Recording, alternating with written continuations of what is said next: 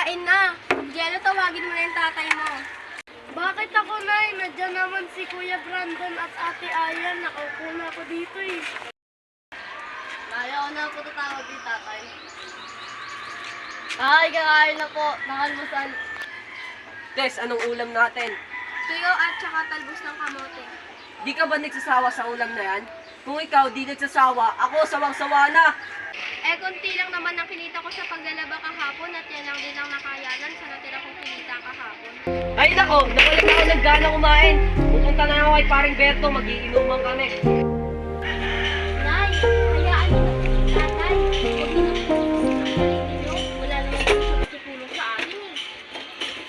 Oo nga po, Nay. Sapsarap kayo ng ulam natin, no? Hayaan niyo na mga anak. Siya nga pala, Aya. Di ba malapit na JS prom nyo?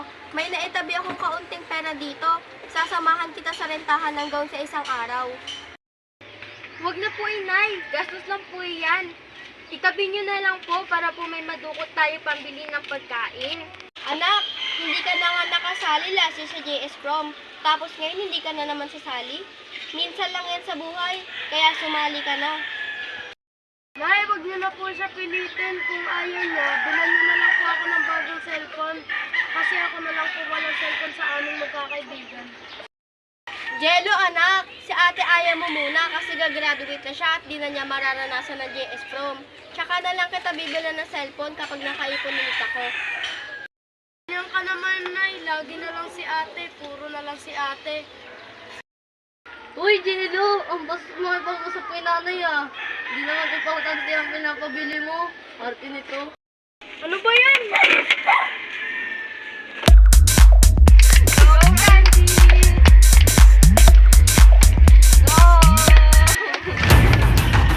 Walang hiya ka. Panganay ka pa naman, tapos babakla-bakla ka. Tawag na po ito eh. Noel, tama na yan. Sasaktan mo yung anak mo. Wala akong anak na bakla. Mga anak, aalis na ako para maglaba at mamlanti ko kami sa Reyes. Sige po, Inay. Mag-iingat ka po. Mamaya-maya rin naman po, alis na kami ni Kuya Brandon para pumasok sa paaralan. Nay, baon ko. Ay, ito, 20. 20 lang. May bibili pa ako eh. Jello, ang ate-ate mo. Salamat ka nga, may baon ko. Kami nga ni ate Aya, wala. Napaka-ate nito. Hayaan nyo na yung bunso ng kapatid. Nay, kaya maldita na lang na yan kasi kinukonsinti niya. Brandon, tama na yan. Huwag mo nawan si Jello. Gusto ko to si Aya. Mga anak, nakita niyo ba yung pera ko? Wala kasi sa lalagyanan ko eh. Hindi po, Nay. Baka po si tatay. Galing po siya dun kanina at inutusan si Kuya Brandon na bumili ng alak at papuntahin si Ma'am Berto para mag-inom. Naku anak, pambayad mo yun ng GSO at pangrenta mo ng gown. Andyan na po siya, tatay. Noel, kinuha mo ba yung pera ko dun sa kwarto? Oo, kinuha ko. Wala kasi ang pera pang inom eh. Nakita ko may pera ka palang tinatago, di mo man lang ako binibigyan. Noel naman! Pambayad ko yun sa JS prom ni Aya! Inipon ko yun! JS prom, di naman importante yun. Noel! Pangarap ko yun sa mga anak ko para makatid ng mga ganun! Ba't di ka kasi magtrabaho para may pera ka? Ang ayaw sa lahat ay pinapahiya ko sa harap ng kainuman.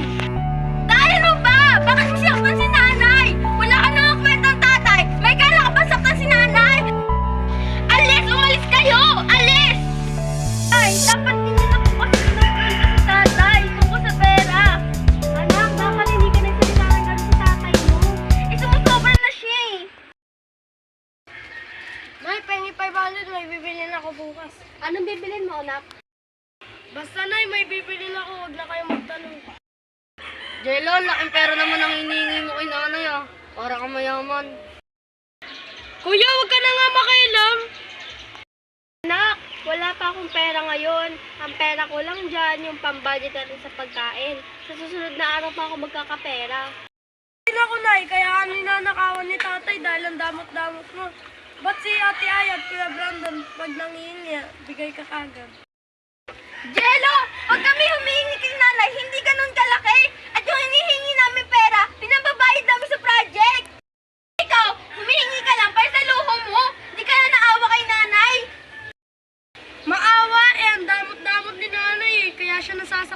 tatay dahil ang damot niya. Di mo ako mahal, Nay! Di totoo yan! Mahal kita! Mahal ko kami ng mga kapatid mo! Ang bastos mo makapag-usap ni nanay ah! Anak, Jello, sorry! Bigla na ako, sorry!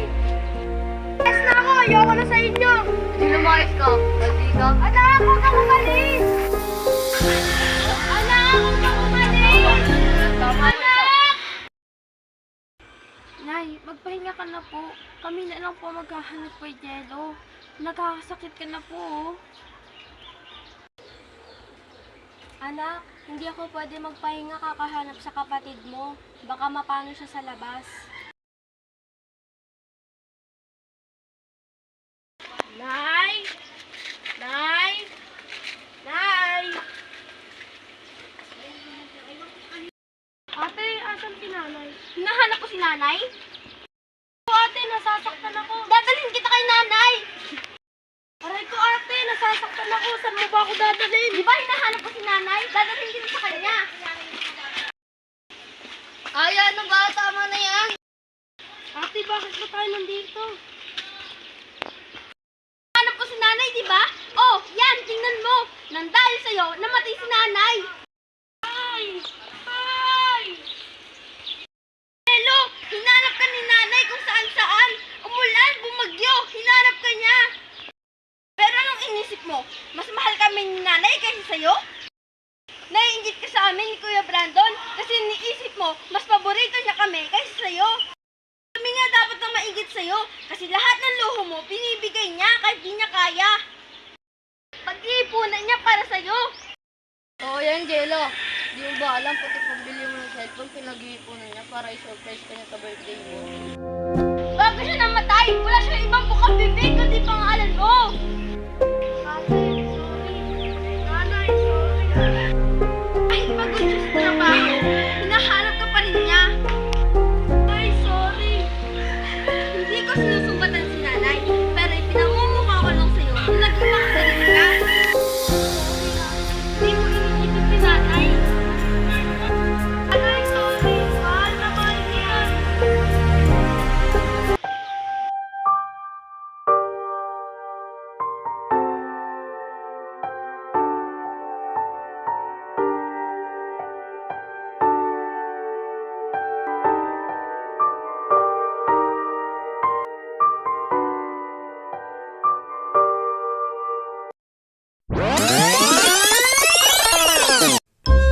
Uy, Jello!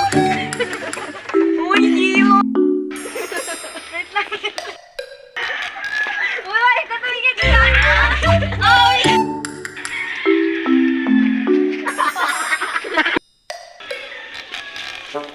Walang iya ka.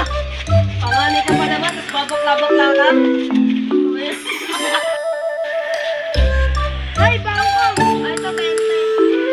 20 lang. Andiyan na po tayo. Well. Tay, ano ba? Bakit mo sinaktan yung itsura nito? Ano ba? Yung hinihingi namin pera, hindi ka nang...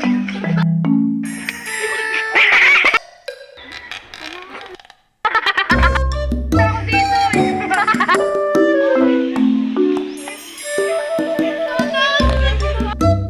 Ganyan ka naman na eh. Lagi na lang si ate.